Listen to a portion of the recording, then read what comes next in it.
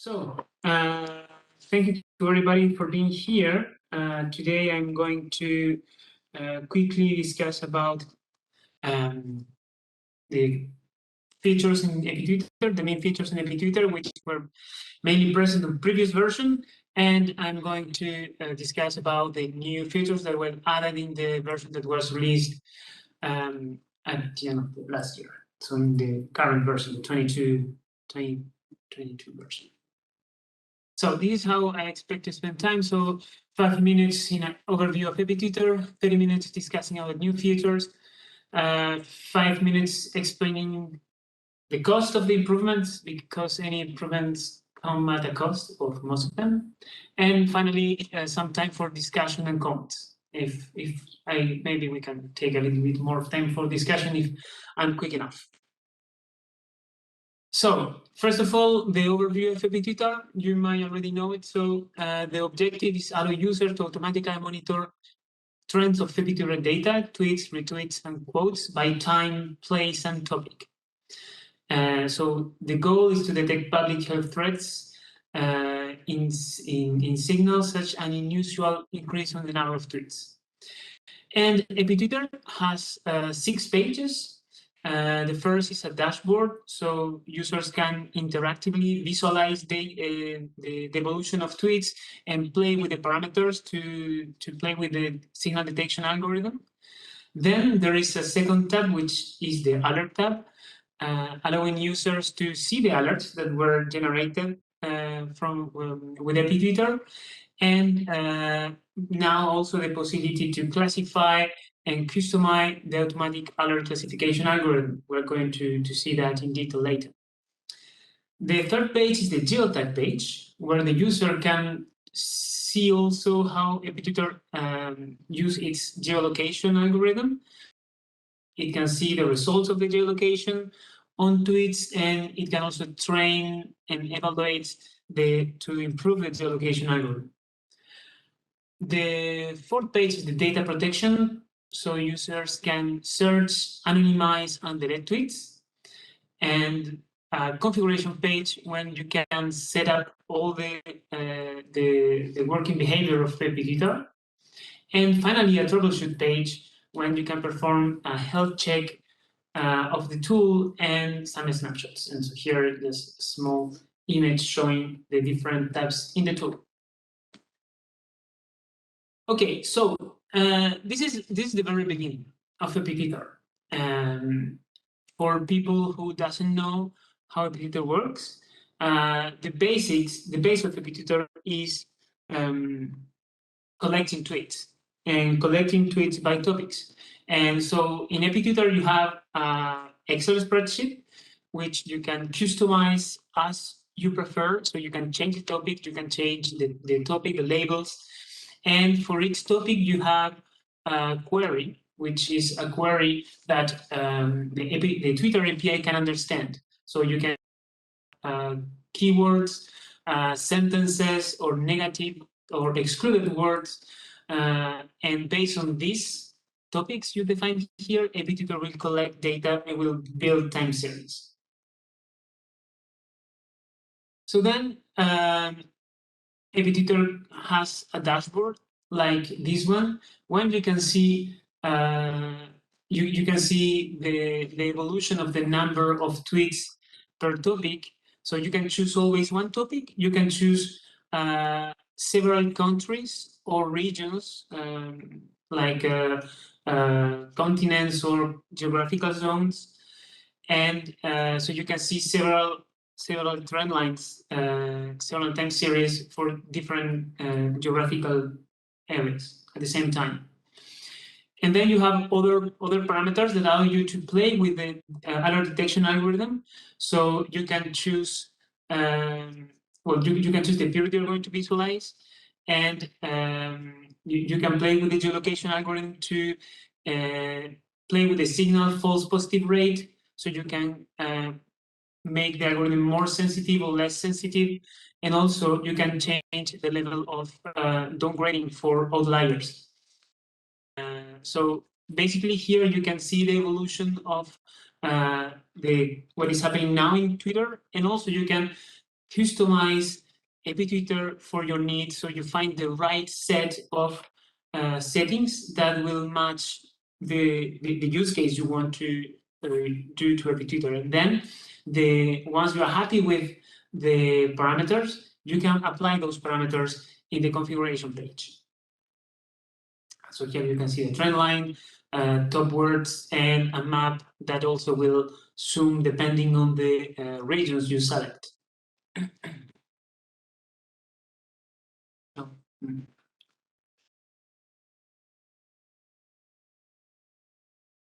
Okay, thank you.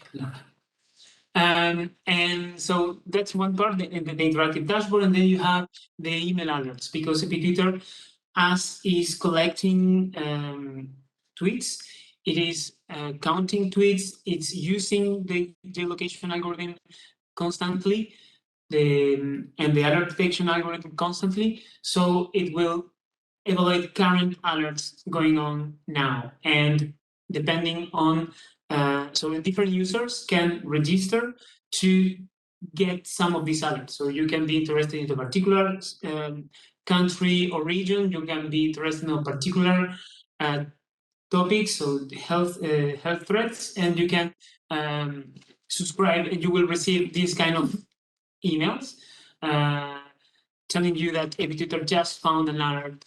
And as you can see, there is some information about the parameters that were used to detect this alert, but also about some elements that will give you an idea about what this alert was about, the topic, but also the top words, the top hashtags, the top entities, context, and top URLs, which is quite useful. You can click and go straight directly to the most important link into this alert. You can see the number of tweets and other elements. This is a snapshot of the configuration page. So I'm showing you this so you can have a good understanding about the fact that you have this shiny application that we have been seeing. And so epitweetr has always these three background process running. So the epitweetr database, the data collection and processing, and the requirements and alerts. So all these three background process needs to be running all the time. So you get new tweets, use new alerts, and you get emails, and also you can store and interact with all the data in its database.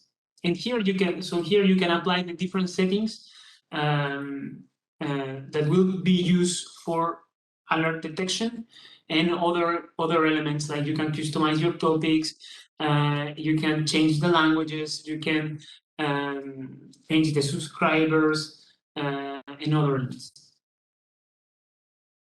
Okay, so now we can go past to the improvements. So in this list, I'm showing the main improvements of the new version of epitweetr. So there are some performance improvements, like on-the-fly aggregation and geotagging. We are getting more tweets. We're having more visualizations for entities, hashtag, context, and URLs. We have some improvements in email alerts. So there are a slightly improved format for email alerts, and also the subscription model has been improved. We have machine learning improvements, including geolocation improvements and the alert classification, which is a new feature. You have features for search, anonymize, and delete tweets. So there is a lot of tweets that have been collected, that are collected with epitweetr, and now you have this possibility of search among these tweets and apply with data compliance requirements, anonymizing or deleting this information from its database, which was not possible in previous version. You have the possibility of make a snapshot of your epitweetr installation. This is a feature that is under development, but will be soon released. And you can do it also, so backup, export, or debug if you want to share with the support team. And then also the automatic health check to prevent issues on epitweetr, so you can get emails if epitweetr is not, some of the parts of epitweetr are not properly running.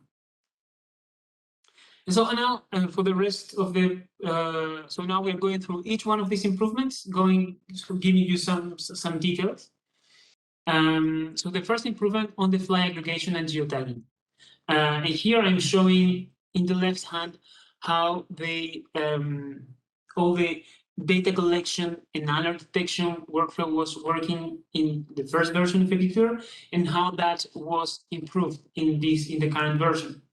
So as you can see, there was a first search loop, which is the same in both cases, which is a loop that is constantly making requests to Twitter, getting 100 tweets each request, and requests are performed. It's like each one per second.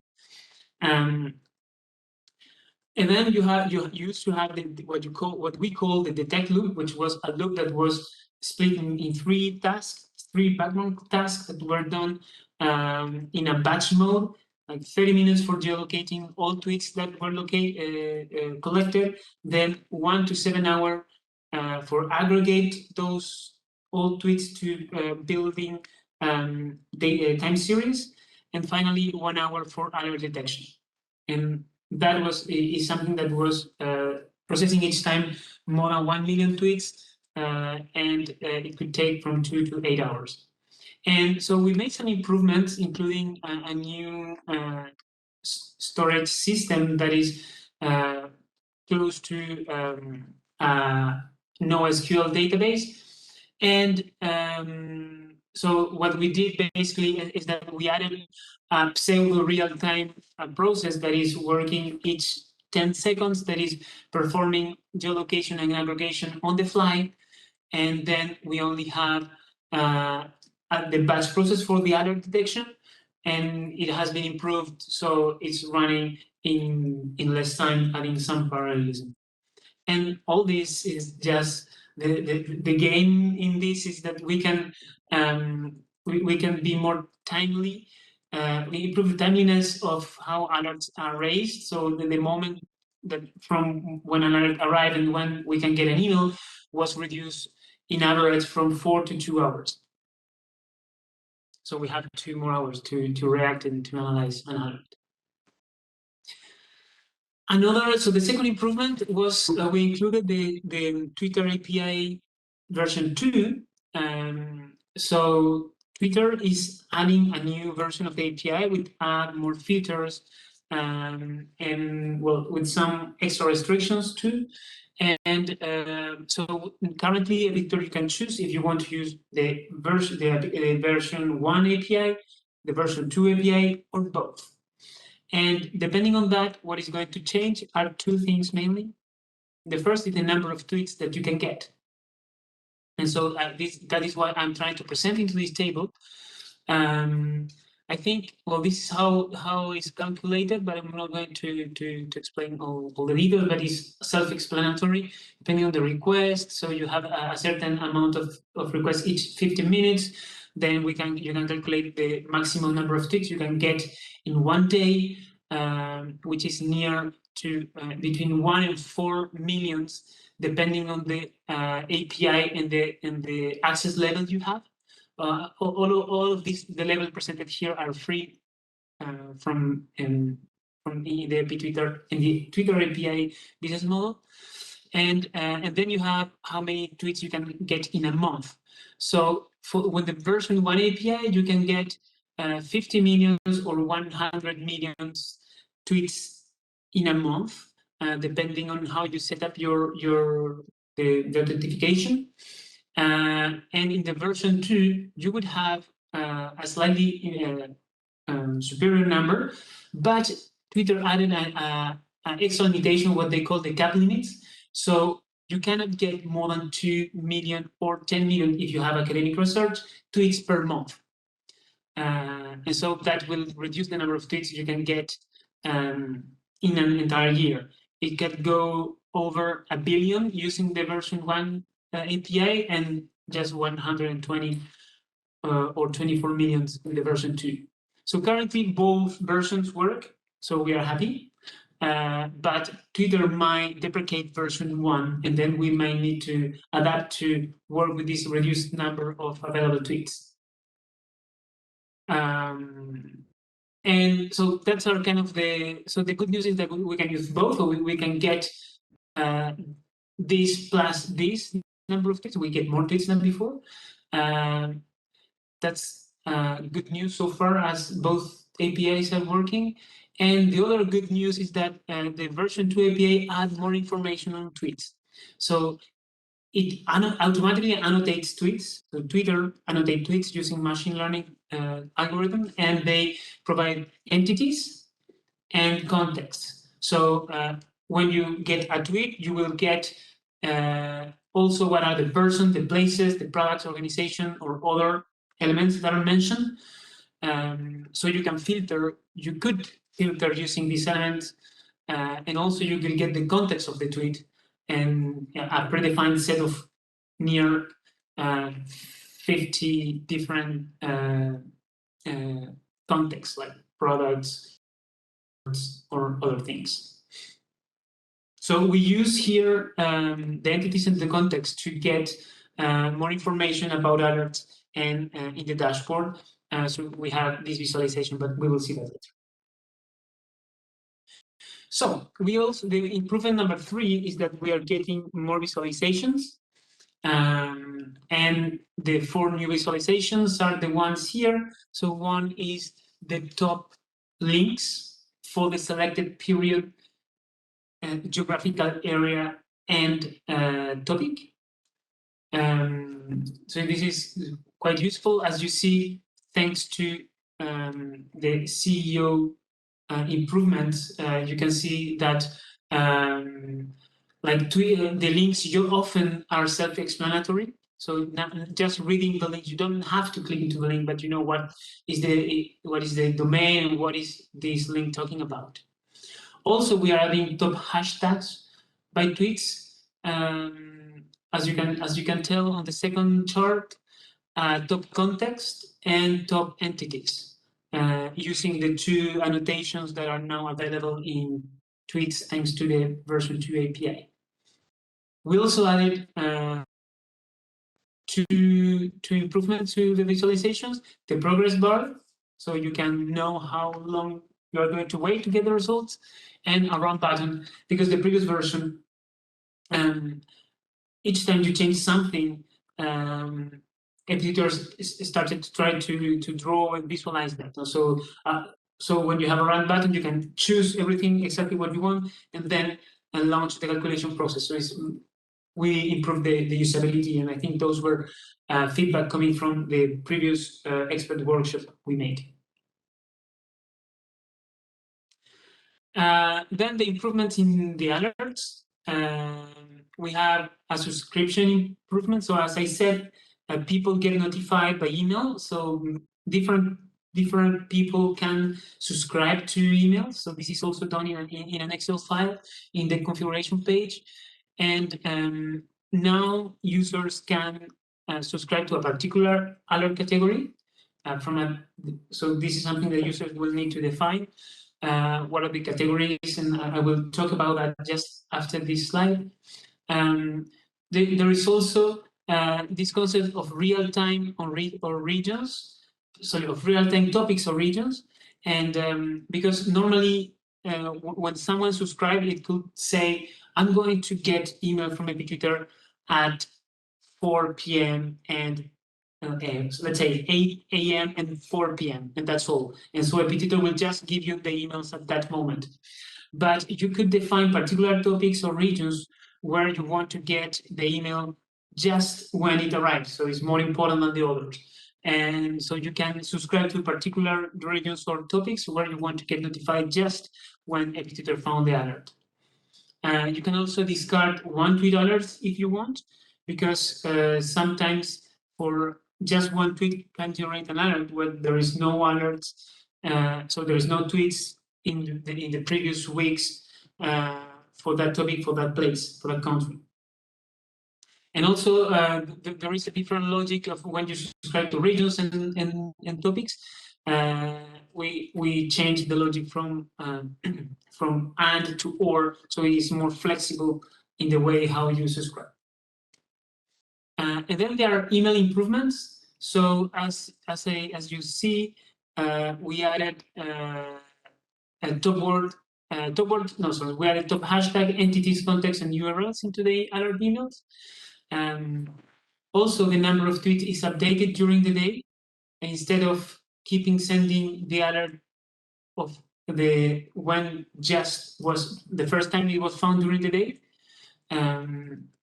Also, we are resending one tweet alerts if the number increases. So you get just a one tweet alert, and then that number increases, you will get that alert twice. And the last one tweet alert at the end. Yes, so in the last one, we are putting all one tweet alert at the end, so you can focus into more important alerts. Improvement number 5 is about the geolocation algorithm. So what are the basics of the geolocation in epitweetr? What we are trying to do is simple. We try to find occurrences of millions of geographical entities in text. So it's not just countries, but also cities or villages, and it's multilingual. So we use aliases of the countries and of the cities in different languages. We use the GeoNames database for that. So it has several million records, and we need to scan all the text. And so why we need artificial intelligence is to reduce the number of false positive and false negative. So we want to increase the accuracy, because if you just take any word that is present into a country as a country in a text, you will get a lot of false positive, and so maybe that's it. So and this could sound easy. Finally, it happened to be a hard task. So what was the previous approach? Basically, we automatically train algorithms based on fixed data sets we built to evaluate the likelihood of a word of being a location or not. And then once when we found the place that was more likely to be a location, so we we make a search into a full text index. We create using Lucene, which is a tool for that, and we try to find the best match. And we customize the scoring algorithm to try to get better results. By example, giving more score to places with more population. So if you say New York, you will get New York in the United States and not New York in Australia. These kind of things. And now we changed that approach. And so instead of using this likelihood, we are using entity recognition instead of likelihood, using BIO annotation for those who knows how this is implemented. And so we still build data sets on the fly to have an initial working algorithm, but these data sets can be improved by the user. So the user can annotate tweets to teach epitweetr how to identify locations in text. So also users can see the performance improvements on entity recognition. So there is a report, as you can see here at the right hand, with metrics about how epitweetr performs in doing entity recognition in different categories of text. Because that's the thing, there is the text tweet, but also the tweet location described by the user, the tweet user description. And so there are different typologies of text. We can also give the user the possibility to force the geolocation algorithm in some cases. So if for some reason the algorithm doesn't understand that a particular place we want it to be a place, you can force the algorithm to do that. And also the user can define gentilics for people associated with countries. Like if we talk about NHS, or if we talk about Boris Johnson, it could be associated to UK. So the user can manage these elements. And so we have an Excel spreadsheet, which is shown here at the right hand into the middle, that allows the user to change, modify the way how this machine learning algorithm works. And here there is a link to the preprint of the evaluation of the previous version of the geolocation algorithm, which was used as a base for proposing all these improvements. Improvement number 6 is the alert classification algorithm. So the objective is to improve the specificity of the alert detection because sensitivity was already high. So we're getting alerts, but a lot of alerts, and we want a way to find what are the most important alerts. And we try to use machine learning algorithm for that. And so how this works, the user is also an Excel file that is generated by epitweetr. It will contain some random tweets, and the user can start classifying them. And so there is a manual annotation of these alerts, and what the user sees to classify an alert is what we see in the table at the right hand. So it can see in different languages the top tweets of that particular alert, and it can evaluate if what is the category, and the category is whatever the user can want to add. And it's important to know that since epitweetr is multilingual, the classification needs to be done in many languages. That's why we take the top tweets per language. Then, once you submit this training data set, epitweetr will evaluate different algorithms. You have a way to tell epitweetr which algorithms you want to try and with which parameters. And then epitweetr will use the best of those algorithms based on F1 score.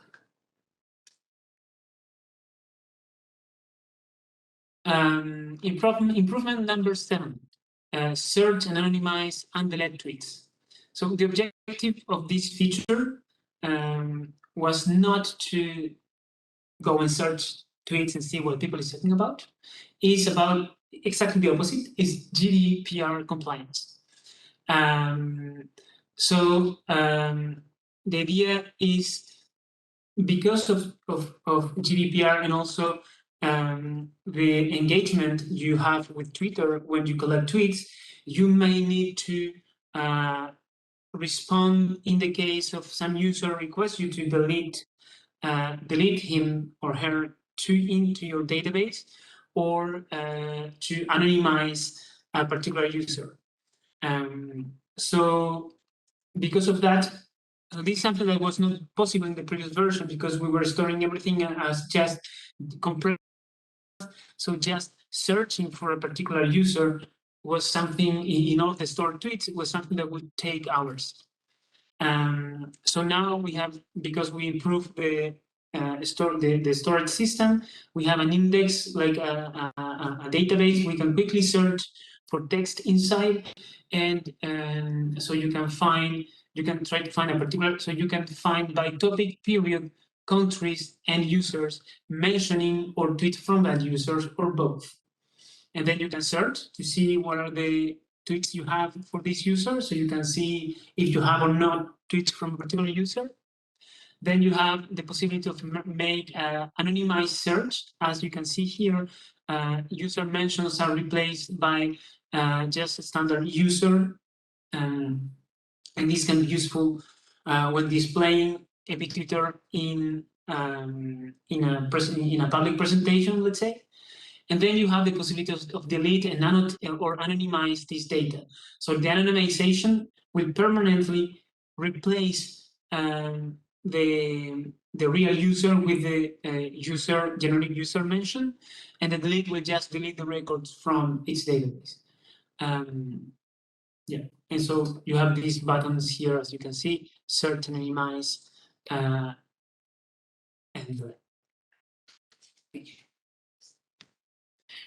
Improvement number 8, snapshots for backup, export, and debug. So the interface is displaying into the image in the bottom at the right hand. So you have the possibility to make a compressed file, including setting logs, which can be used for sending that to us, to the support. If you have a problem, you can quickly make a file with the necessary information we have to troubleshoot and help you. But also you can include dependencies, which are like some technical files that can be necessary for troubleshooting. The machine learning algorithms you're currently using, including the annotations and also the actual models that has been trained. But you can also add the aggregation and the actual tweets.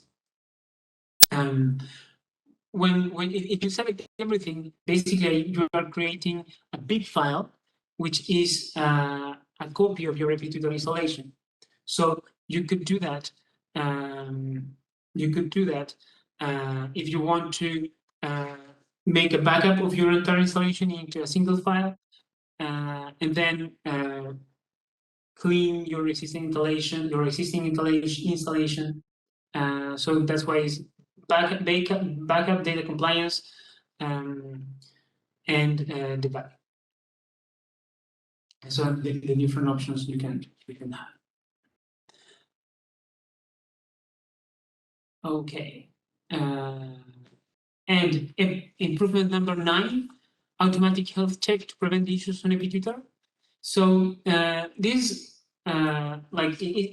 feature is a little bit as a snake that bites his queue, because if epitweetr is completely broken, like if you turn off the machine, how it can tell you that it's not working? Well, it's not possible. But we have found in reality that many times it could happen that a particular background job is not working, or everything is working, but you are not getting tweets for some reason, like a connection that got hanged or something.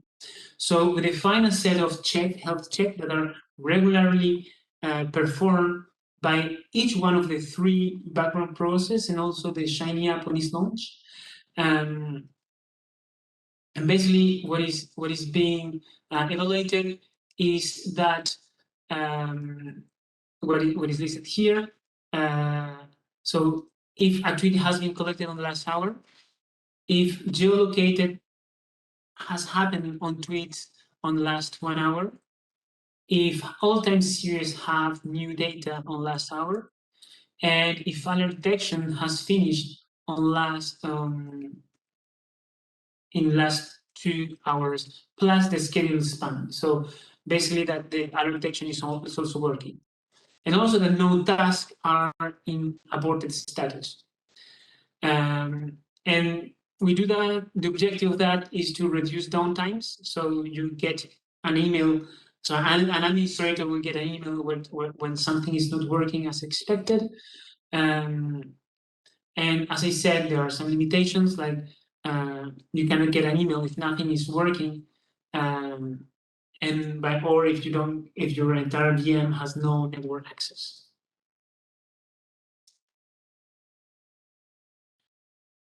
Okay, and as I said, all these improvements come at a cost, and one of the costs is that you have one more background process to activate, to run.